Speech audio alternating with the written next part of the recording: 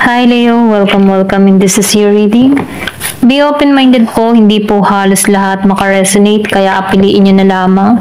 And thank you nga po pala sa mga nag-subscribe, lalo na sa mga bumabalik. Marami pong salamat. Give me the message for Leo. Ano yung mensahe sa'yo? Give me the message for Leo. Ano yung mensahe sa'yo?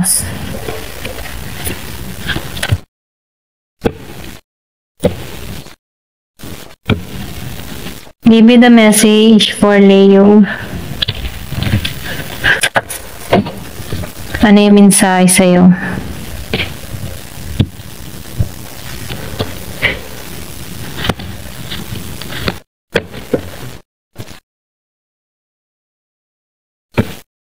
Give me the message for Leo.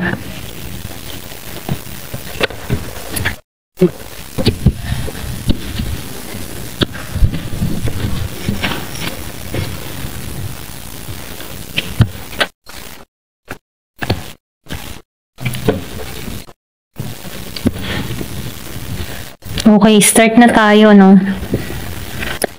Meron ka ditong negativity and awareness. Meron 30 years old and pinanganak nung 17. Kumbaga, nakikita ko dito sa negativity. Yung iba sa inyo, maybe stress ka. Or pwede rin meron kang dinadala ang problema. Okay? Kumbaga, ang hirap-hirap ng nararanasan na sitwasyon mo. Pero ganun pa man, ano, kahit may negativity dito, no, meron akong nakikita ditong blessing, ano, may swerte. Kung makikita mo, meron ditong star, may star. Meron ditong transformation akong nakikita. Hindi mo palang makita yung transformation kasi nakatuon ka pa dito sa mga nawala, sa mga problema, sa mga nangyari, okay? Pero nakikita ko dito, no, yung iba sa inyo merong magaganap sa first quarter of the month ng November, okay? Meron ditong biglaang pagsibol or pwede rin sabihin biglaang pagbabago dun sa iba, no? So, sinasabihan ka dito, minumungkahi dito na huwag kang malungkot, ano? Huwag kang magtuon sa mga nawala, okay?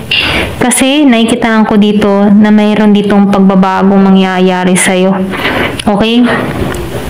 Kung makikita mo dito sa mushroom, nakangiti okay? So, ibig sabihin, biglaan tong susulpot sa buhay mo. Yung blessing, ano? Kasi yung mushroom naman, bigla itong nasulpot, ano? Nang hindi mo inaasahan. Okay? Kumbaga, itong mushroom na ito ay biglaan na lang tong once na kumukulog, bigla itong nasulpot, ano?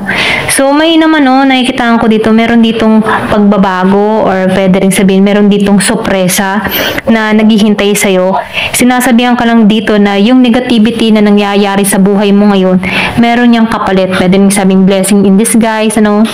So, nakikita ko dito na meron lang yung disguise na kung saan, ano, yung mga naranasan mong pain, problema, meron niyang kahahantungan na maganda. Okay?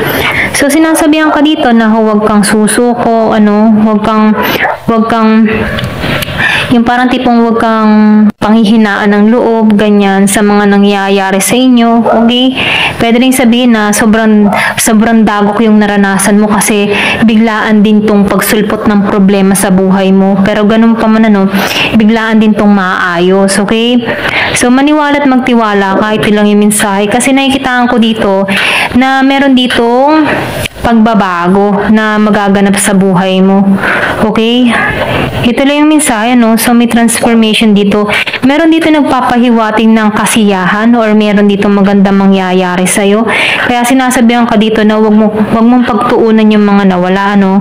Kasi meron yan, kumbaga tinuturuan ka dito, maging positibo. Okay? Positive lang kasi matatapos din yung problema. Ayan, ito lang yung nakikita ko. So, awareness, ano.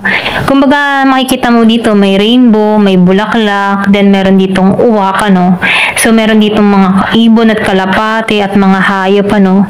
Dahil then dito sa lugar na to, meron ditong bata. So, nafe-feel ko dito, sinasabihan ka dito maging aware ka, okay?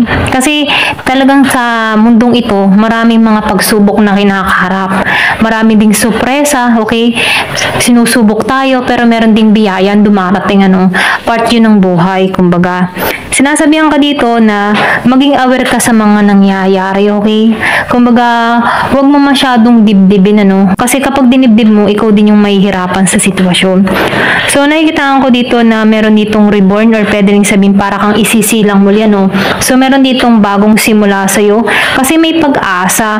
Kumbaga, nakikitaan ko dito na temporary lang lahat na nangyari sa'yo. Binibigyan ka dito ng mensahe na huwag mong pagtuunan yung problema. Kasi yung uwak yung problema dito eh. Kumbaga ito yung sumasakop, ano. Pero ganun pa man, ano, meron dito nagpapahiwatig na may kasaganahan naghihintay sa'yo. Magpatuloy ka lang, ano. Kasi nakikitaan ko dito, yung parang sinusubo ka talaga, okay? Pero nakikitaan ko dito yung renewal, okay? Paglago mo. So, meron ditong abundance na naghihintay sa'yo, okay? Meron ditong happiness na naghihintay sa'yo. Yung mga nangyari sa'yo, temporary lamang na problema. Pero nakikitaan ko dito yung pagtayog ng lipad mo. Kung makikita mo, iisa lang yung uwak pero ang daming ibon, ano. So, ibig sabihin, ano, yung problema, huwag kang pasakop dito, ano. Iisa lang yung problema na yan, or pwede rin sabihin, isa, pero ang bigat-bigat, ano. Pero ganun pa man, yung mabigat na problemang iyan, yan din yung makakatulong sa'yo para mag-evolve ka, okay? Para pumasok yung transformation sa sarili mo at sa buhay mo, okay? Or pwede rin sabihin, may mga dahilan kung bakit nangyari yan sa'yo. Ito lang yung nakikita ko, no. Pero nakikitaan ko rin dito, meron ditong kasaganahan, happiness, and transformation na mangyayari sa'yo. Okay? Ito lang yung nakikita ko. Ayan. So, meron ditong 30 years old, may pinanganak ng 17. So, meron ditong sheep, the stork, and the bear. Alam mo yung tipong andito ka sa moment na wala kang idea sa mangyayari sa'yo, ano, sa hinaharap, or wala kang idea na, ano ba, magtatagumpay pa ba ako? May maganda pa bang naghihintay sa akin? Kung makikita mo yung mata mo dito, no, parang bulag, ano, wala kang nakikita, pero nakapatong sa'yo yung corona. Alam mo yun? So, nakikitaan ko dito, hindi mo pa alam, parang wala kang idea kung magbabago pa ba ang buhay mo, sasagana ka pa ba, or tatagumpay ka pa ba? Ganun, ano. Pero ganun pa man, ano, ito yung naghihintay sa'yo, yung crown. Ganun, kung narito ka pa sa sitwasyon na pulos ka negatibo, okay? Kasi nakikitaan ko dito na hindi mo alam yung kahihinatnan mo, hindi mo na alam kung meron pa bagang swerte o biyayang parating sa'yo. Pero ganun pa man, sinasabihan ka dito, magtiwala ka, okay? Magtiwala ka kasi may pag-asa. Rainbow, pag-asa. Kasi itong koronang to, ipapatong yan sa'yo. Magtatagumpay ka, okay? So, kailangan mo lang ditong maging aware, maging positibo, okay? Kasi yung pagsubok na kinakaharap mo, yan yung part para magtagumpay ka, para mag-evolve ka, at para mga tanggalan yung mga negatibong pag-iisip, ano? Kumbaga, maging aware ka. Ito lang yung mensahe dito. So, sheep and the stork. So, nagpapahiwatig ito ng paglalakbay, ano? May sheep. So, yung iba sa inyo, nakikitaan ko dito may paglalakbay na gagawin, or pwede rin sabihin nagbabalak ang mga ibang bansa, or meron dito na pag-travel, ano, paglipat ng lugar, or pag-move. May pagkilos akong nakikita, no.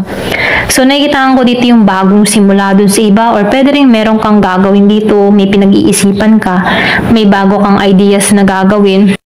Meron kang makikreate para sa sarili mo.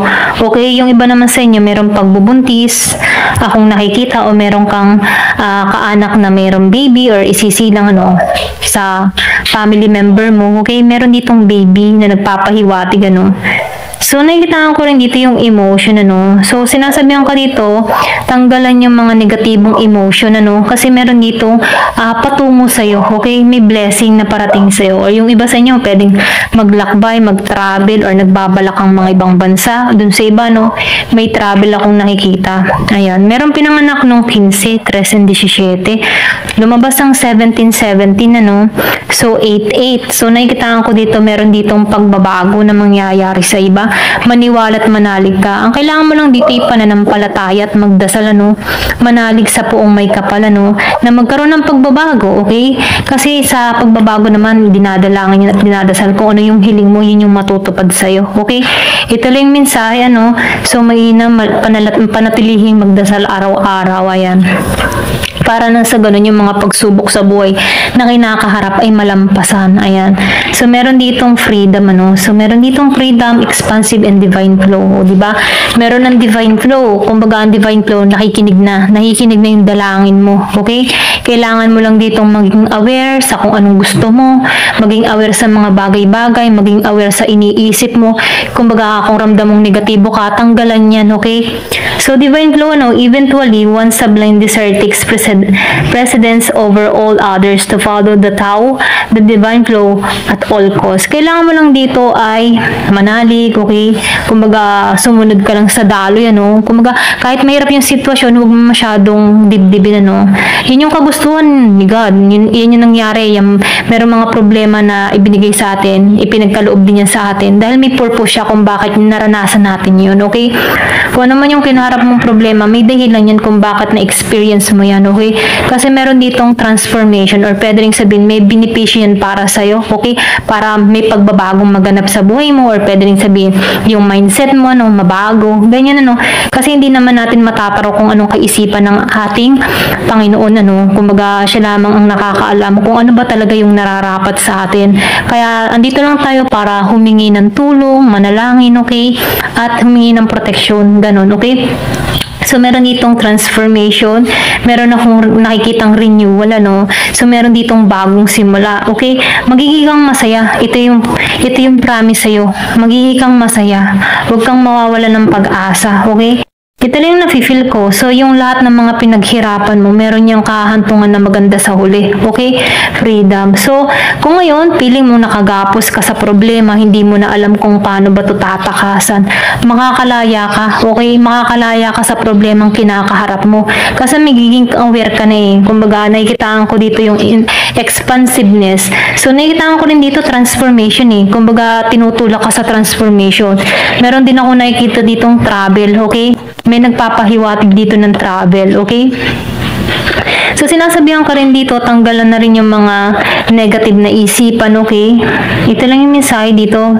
Kumbaga, tinutulungan ka dito na maging aware sa mga iniisip mo, tanggalan yan, kung alam mong hindi makakabuti sa sitwasyon mo, kung hindi mo din na mariresolbahan yung problema mo, hindi wag mo munang kaisipin, ano?